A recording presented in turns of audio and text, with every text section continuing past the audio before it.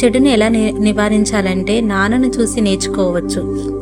చెడుని మనం ఎలా నిర్మూలించాలంటే మనలోని చెడు గుణాలను మన కుటుంబం నుంచి నేర్చుకోవాలి.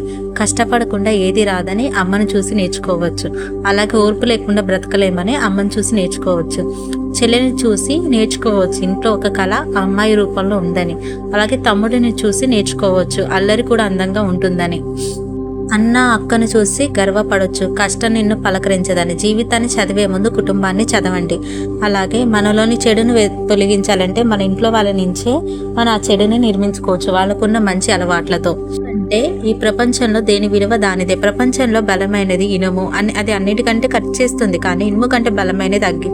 అదే ఇనుమును కూడా కరిగిస్తుంది. అగ్గి కంటే బలమైన నీరు, అది అగ్ని ఆపివేస్తుంది. నీరు కంటే బలమైన వాడు మనిషి, నీటిని తాగేస్తాడు. మనిషి కంటే బలమైనది మరణం, ఇది మనిషి ప్రాణాన్ని తీసేస్తుంది కదా. మనిషి ప్రాణాన్ని తీసేస్తుంటే మరి మనలోని చెడు భావాలను మనం తీసేయలేమా? తీసివేయాలి అంటే దానగుణం కలవారు పేదవారు అవ్వడం, ధనవంతులు పిసినాలు గుట్టులు అవ్వడం, పాపాత్ములు దీర్ఘాయుషువు కలిగి ఉంటారు, పుణ్యాత్ములు అల్పాయుషుపై మరణిస్తారు, హీనబుద్ధి కలవారు అధిపతులు అవుతారు, మంచివారు సేవకులు అవుతారు. ఈ 6 గుణాలు కలియుగంలో బాగా ప్రబలంగా కనిపిస్తాయి. Thank you for watching. Sorry for background noise video.